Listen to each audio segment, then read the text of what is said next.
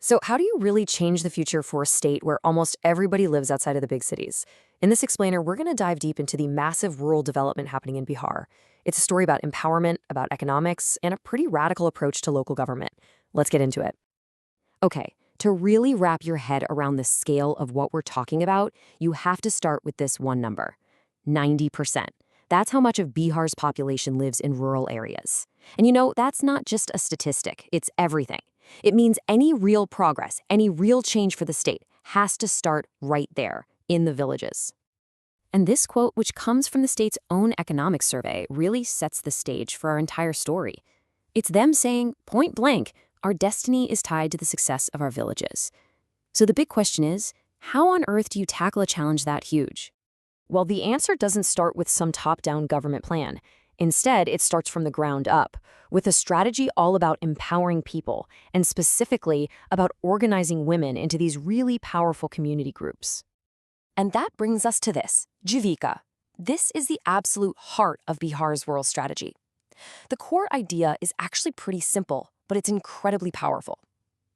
You can reduce poverty by building strong local institutions, especially when you put women in the driver's seat and empower them to become leaders of change. So how does it actually work on the ground? Well, it's this really smart three-tier system. It all starts small, with self-help groups, usually about 10 to 12 women.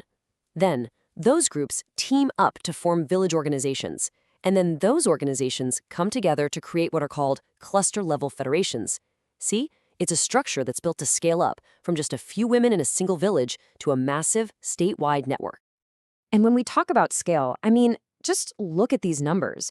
By September 2025, the goal is to have over 1 crore families. That's 10 million families involved in more than 1 million of these self-help groups. This is not some small pilot program. This is a full-blown social and economic transformation happening at an unbelievable scale. Okay, so this is where it gets really, really interesting.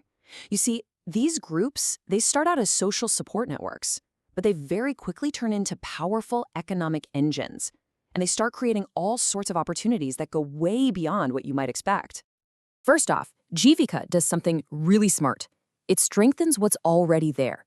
It's boosted traditional rural jobs in a huge way. For example, it's connected over 125,000 households to dairy co-ops, and it's also trained thousands of local women to be community animal health workers, these pashu sakis, who help everyone manage their livestock better. But here's the real game changer. These women's groups are now launching all kinds of modern, non-traditional businesses. They're running community canteens called Didi Ki Rasoy, they're providing laundry services to hospitals, they're running high-tech stitching hubs, and even setting up bag manufacturing clusters. This is grassroots entrepreneurship in its purest form. And this chart right here is the proof in the pudding. It shows why that kind of diversification is so absolutely crucial. It tracks the average monthly income for the most vulnerable families. And look, the highest earners, by a mile, are the ones who combine different things: enterprise, plus livestock, plus agriculture. Their income is more than double what people make if they only rely on one thing. The takeaway is crystal clear. Diversification is the ticket out of poverty. So, building businesses is huge, but it's not the whole story, right? To make this kind of growth actually last, Bihar's model also builds a fundamental safety net, a set of universal rights that creates a baseline of security for everyone in the rural population. Let's look at how these pieces fit together. The first pillar of this safety net is something you might have heard of: MGNREGS. This is a legal right that guarantees rural families up to 100 days of paid work every year. It's an absolutely vital backstop against unemployment and other economic shocks. But what's really fascinating is how they've changed the way this program is used. Back in 2020, you can see that almost all the work was focused on individual land. But fast forward to 2024, and wow, there's been a massive pivot toward creating community assets. Things like water conservation projects, rural roads, better irrigation. So the program isn't just providing jobs anymore, it's building long-term value for entire villages. Next up, the right to shelter. You've got programs like PMAY-G and Abhiyan Basera, and their goal is to provide permanent homes and, this is so important, land titles to families who don't have any land. This creates a foundation of stability and dignity. It's pretty hard to move forward in life if you don't have a place to call home. And the third piece of that safety net? Food security.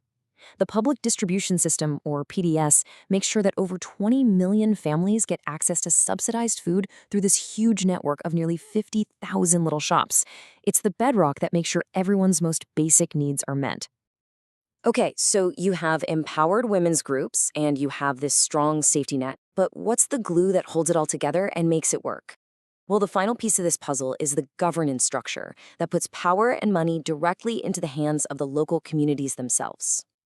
And this is done through something called Panchayati Raj institutions, or PRIs. It sounds complicated, but it's really not. It's basically a system of local self-government that pushes decision-making power down to the village, block, and district levels. It lets local people make the calls about their own local development. And listen, this isn't just some nice idea on paper. We're talking about real money and real power. Spending by these local bodies jumped by almost 16% in just a few years.